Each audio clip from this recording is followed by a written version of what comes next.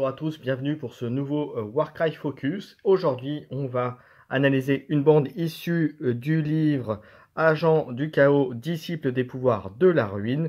Et en l'occurrence, aujourd'hui, on va regarder les démons de Tzeentch. Et on va pouvoir regarder exactement toutes leurs mécaniques. Et comme je fais à chaque fois, on va quand même commencer par les aptitudes, d'abord de leader et ensuite les aptitudes de la bande. Ensuite, on regardera quel est le choix des leaders et ensuite le choix des unités. Et enfin, comme à chaque fois, on terminera par différentes bandes, formation de 3 bandes. Et comme à chaque fois aussi, une bande plutôt destinée à un territoire extérieur, une zone extérieure, un territoire plutôt pour du donjon, donc du catacombe, et enfin une troisième bande qui peut autre, voilà, un troisième choix de bande. Voilà, bah écoutez, comme à chaque fois, un petit générique et on attaque les démons de Tzeentch.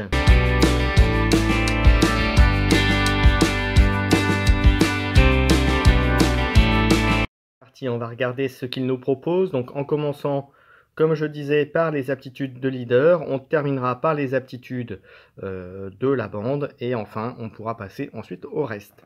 Alors la première aptitude utilisable par les leaders, c'est un double qui s'appelle Feu Bleu. Choisissez un combattant ennemi visible à 9 pouces de ce combattant et jetez 2 dés. Pour chaque G4-5, allouez-lui un point de dégâts au combattant choisi. Pour chaque G2-6, allouez-lui autant de points de dégâts que la valeur de cette attitude. Je vais y arriver, disons. Donc voilà, donc je trouve que cette aptitude est plutôt bien, même si c'est que 2 dés, mais ce n'est qu'un double, donc ça ne vous bloque pas la possibilité d'utiliser une autre aptitude d'une bande ou d'autres figurines de la bande. Donc c'est plutôt pas mal, et puis c'est qu'un double, donc voilà, vous pouvez l'utiliser facilement, et la situation se fait, et surtout un 9 pouces, vous aurez la possibilité de le faire souvent. Ensuite, une deuxième capacité, une capacité qui est la capacité générique de leader, on va dire, pour les démons de Tzeentch. Donc le triple, maître de la destinée, jusqu'à la fin du round de bataille. Ajouter la valeur de cette aptitude jusqu'à un maximum de 6 à la valeur des autres aptitudes utilisées par les combattants situés à 12 pouces de ce combattant. Donc c'est plutôt très fort de booster... c'est plutôt très fort. Après avoir quelle aptitude peut être boostée, on va regarder ça après. Mais en complément, et puis ça touche quand même tous les combattants à 12 pouces, donc c'est quand même un rayon d'action qui est quand même assez énorme. Donc il y a de quoi faire. Dernière aptitude de leader, vous voyez, là c'est un triple. Feu rose. Choisissez un combattant ennemi visible à 9 pouces de ce combattant et jetez 9 dés. Pour chaque G de 3+, allouez-lui un point de dégâts au combattant choisi. Donc c'est un triple, on peut mettre 9 points de dégâts au maximum. Après il faudra regarder les triples des attitudes génériques. Mais pourquoi pas, 9 points de dégâts c'est quand même pas rien. Même si vous avez pu le constater, je l'ai déjà dit je crois dans une autre vidéo, on a pu constater qu'avec l'arrivée des livres de factions, globalement les attaques à distance, les attaques magiques, etc. ont été quand même légèrement affaiblies. Elles se sont pris un petit nerf comme on dit dans les jeux vidéo, mais c'est un peu ça l'idée. Alors, on va regarder maintenant, après les aptitudes de leader, on passe aux aptitudes de combattant. On va commencer par l'aptitude classique, générique, donc qui est un double, qui est privilège de sorcellerie. Ajouter la moitié de la valeur de cette aptitude arrondie ou supérieure à la caractéristique de force de la prochaine action d'attaque de ce combattant, à cette action qui cible un combattant ennemi situé à plus de 3, donc c'est plutôt pas mal. Donc on voit clairement que les démons de Tzeentch, principalement, ce sera des attaques à distance. Quand on voit un petit peu les capacités, mais il n'y a pas que ça, il n'y a pas que des attaques à distance, on en reviendra tout à l'heure lorsqu'on passera des unités leader et unités, mais c'est plutôt pas mal.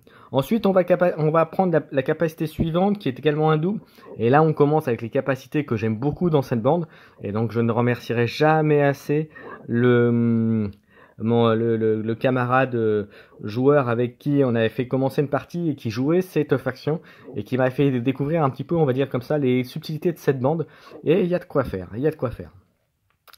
Alors, qu'est-ce que c'est que Deuxième capacité, ce double, c'est division. Un combattant peut utiliser cette aptitude seulement s'il a au moins un point de dégâts lui a été alloué, placé sur le champ de bataille. Placé sur le champ de bataille deux nouveaux combattants ayant la marque runique disciple de Tsens, démon et guerrier. On regardera après les figurines qui correspondent. Et de ce combattant est ensuite mis hors combat. Lors d'une bataille de campagne, ne faites pas de jet voilà, pour ce combattant de jouer de... Voilà. Bref, quoi qu'il en soit, qu'est-ce que ça fait au final? Eh ben, ça fait que vous perdez, entre guillemets, la figurine pour remplacer deux autres. Et alors, ce qui est très fort, c'est que ça ne vous empêche pas d'utiliser la figurine, d'utiliser cette compétence, de mettre deux nouveaux combattants, et ces deux nouveaux combattants peuvent, à leur tour, être activés. Donc, c'est quand même plutôt très très fort. Et puis les combattants, bah, vous verrez les caractéristiques tout à l'heure, mais disons que c'est pas mal. Et si on continue à regarder les compétences, eh bien on continue avec également un double, et c'est la suite de cette première compétence, c'est redivision. Le combattant peut utiliser cette aptitude, et on verra en fait que ça suffit, je vous montrerai les fiches tout à l'heure, mais en fait vous pouvez à nouveau scinder le combattant qui est comme celui-ci, hop, vous pouvez à nouveau le scinder avec redivision. Et c'est le même principe, il faut qu'il ait pris un point de dommage. Et là, vous le transformez en disciple démon de Tsench et sbire. Et ce combattant, voilà, et vous le remplacez, pareil, même tarif. Alors bien sûr, plus vous descendez, plus ils sont faibles, mais il n'empêche que ça fait quand même de la présence. Ça enlève une présence, on va dire un peu forte, pour deux un peu moyennes. Et ensuite, chaque moyen peut être à nouveau divisé en un autre figurine. Donc c'est plutôt costaud. Après, vous allez voir les statistiques, enfin les stats plutôt, et les profils des mots de Tsench correspondants. Mais vous voyez, il y a de quoi faire. Ensuite, on passe au triple qui est morsure condescendante, ouais, machin, voilà. Voilà, j'arrive plus à le dire, c'est pas grave. Donc, c'est ajouter la valeur de cette aptitude à la caractéristique de force de la prochaine action d'attaque de ce combattant à cette activation. De plus, le combattant ciblé ne peut pas faire d'action de mouvement ou de désengagement jusqu'à la fin du round. Donc, c'est plutôt... donc, c'est bien,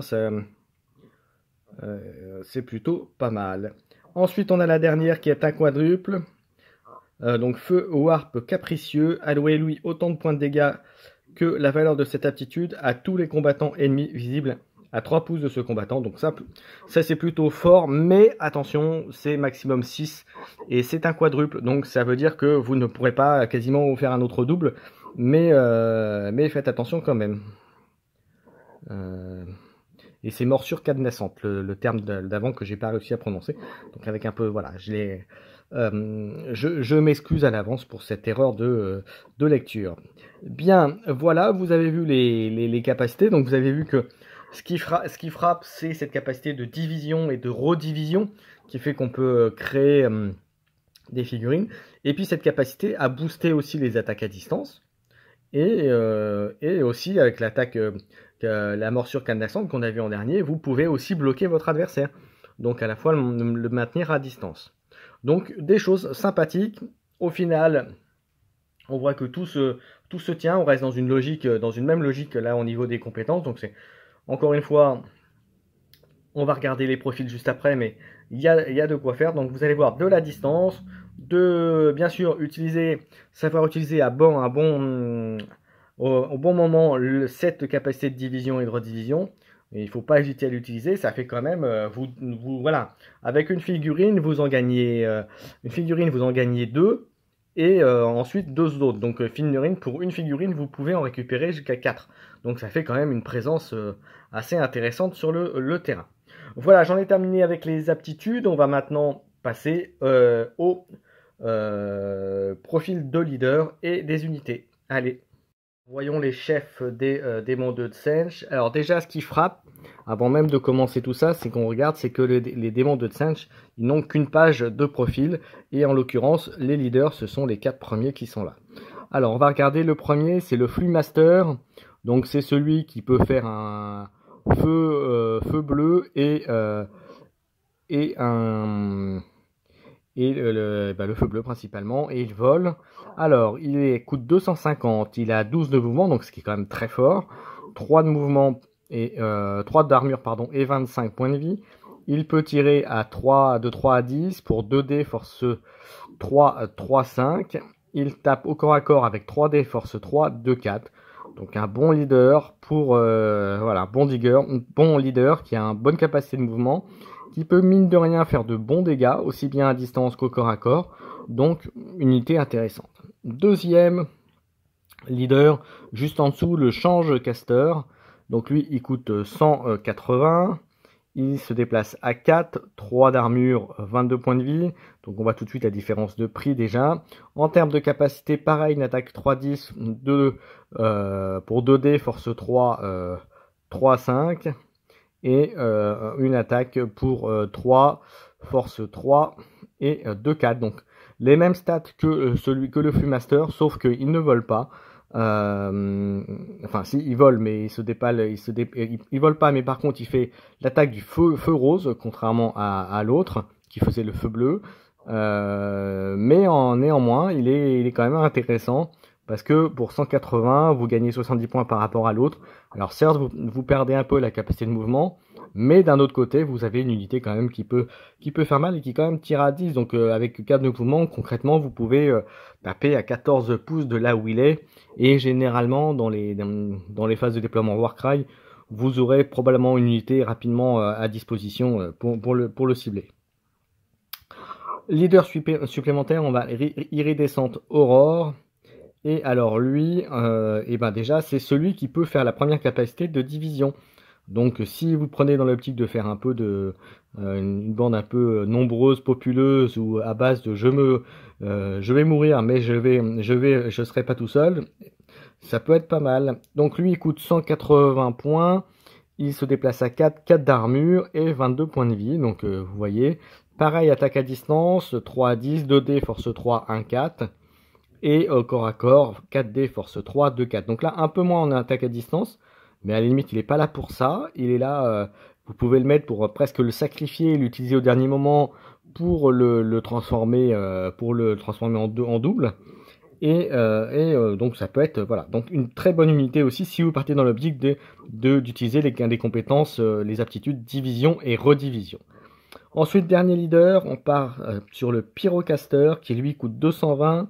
Il se déplace à 8, 3 d'armure, 25.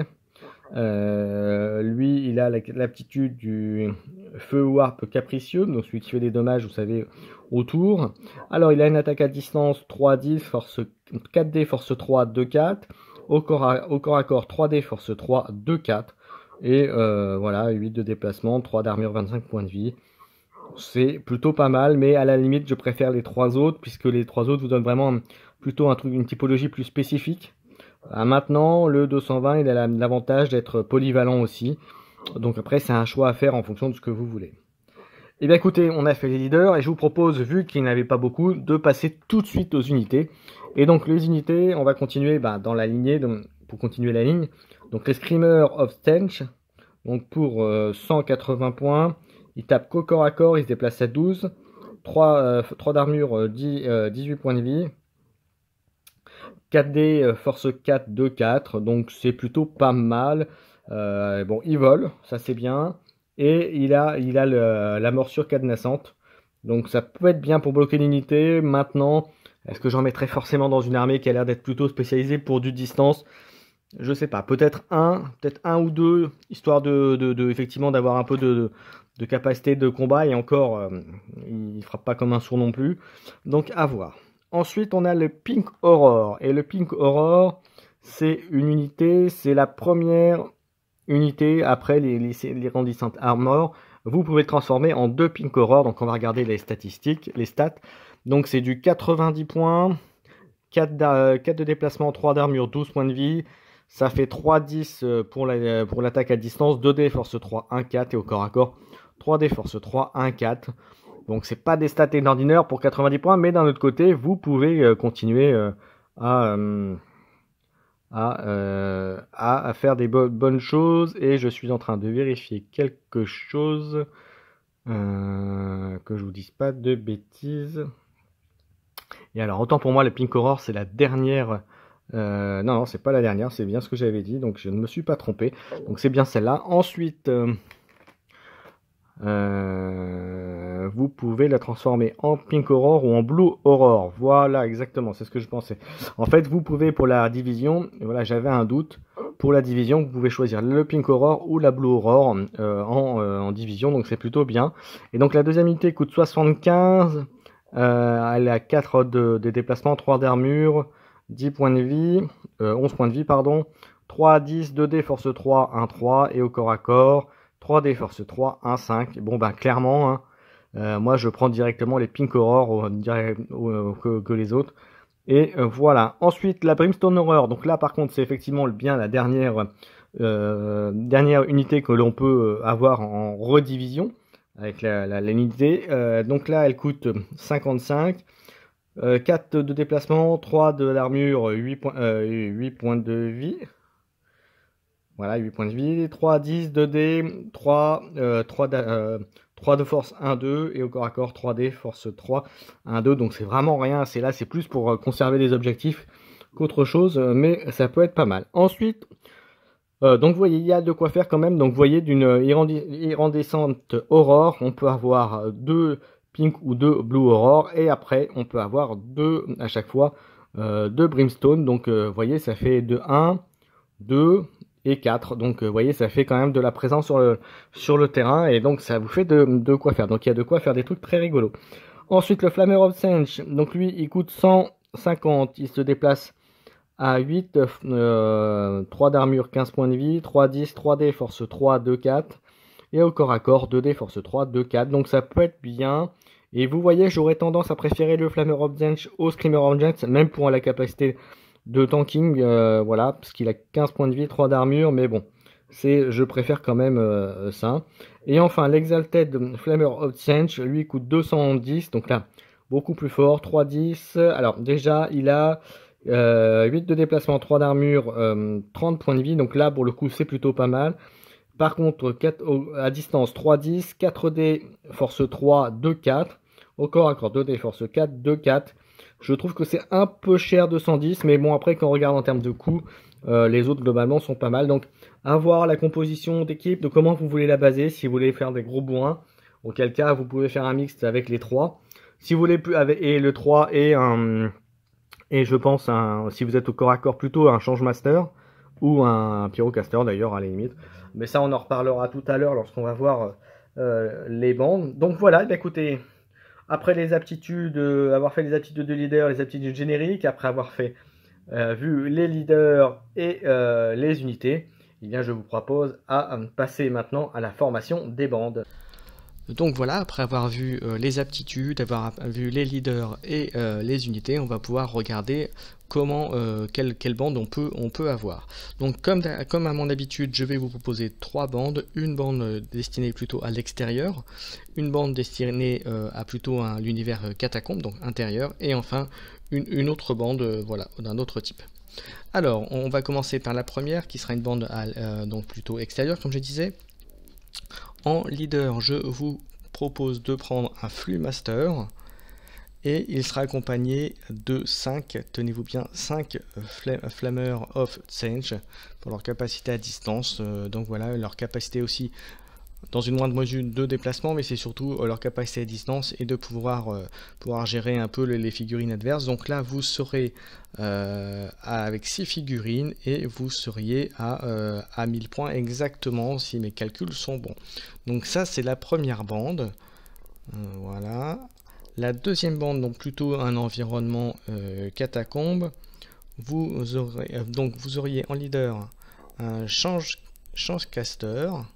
Voilà, qui sera accompagné de 4 Screamer of Zench, voilà, et enfin une Pink Aurore. Voilà, donc n'oubliez pas non plus que le Pink Aurore a la capacité de se diviser derrière, et donc voilà, vous avez un peu de déplacement, un peu de dommages avec ça. Donc voilà une bande destinée à catacombe. Enfin, la dernière bande, donc, qui est celle que je vous propose pour compléter tout ça, et bien écoutez, vous allez voir, c'est une bande que moi j'aime bien, et vous allez voir pourquoi tout de suite. Alors le leader, ce sera une iridescente aurore, et vous l'aurez en deux fois, un en leader et un autre en allié, voilà. Et pourquoi j'ai pris l'iridescente aurore? Parce que vous allez voir avec le reste de la formation, vous aurez en plus de ça 6 pink aurore, oui 6 pink aurore et une blue aurore. Et si vous n'avez pas compris l'idée de la bande, donc il sera avec 8 figurines, donc pour 995 points. L'idée de la bande, c'est tout simplement que c'est toutes des figurines qui peuvent se rediviser derrière. Donc l'idée, c'est de faire popper un maximum de figurines et de contrôler la table avec la masse de figurines. Alors effectivement, par contre, attention, vous perdez un petit peu en capacité de dégâts et de dommages, mais l'un dans l'autre, vous avez la masse sur le plateau et vous pouvez beaucoup surprendre, utiliser les divisions et les redivisions pour créer des unités et puis réactiver derrière. Donc vous avez la possibilité de faire pas mal de choses. Donc voilà, donc au final, les démons Obscene, une bande qui est très intéressante, qui a de la mobilité, qui peut avoir de la mobilité, qui a de la distance, qui peut aller au contact, qui est pas non plus optimisé pour le combat corps à corps, donc vraiment utiliser plutôt le côté distance, mais qui dispose quand même de figurines qui sont capables de faire le boulot, quelle que soit l'idée et la volonté de jeu que vous voulez mettre dans cette bande. Voilà, bah écoutez, on arrive à la fin de cette vidéo, de ce Warcry Focus sur les démons d'Umcel. J'espère que ça vous a plu. N'hésitez pas à mettre un commentaire, à liker, vous abonner, tout ça, à faire voilà, et normalement, si tout va bien, la semaine prochaine, je peux vous annoncer que ce sera a priori les Séraphons. Voilà, merci à tous de m'avoir suivi, à bientôt pour un prochain Warcry Focus. Ciao ciao.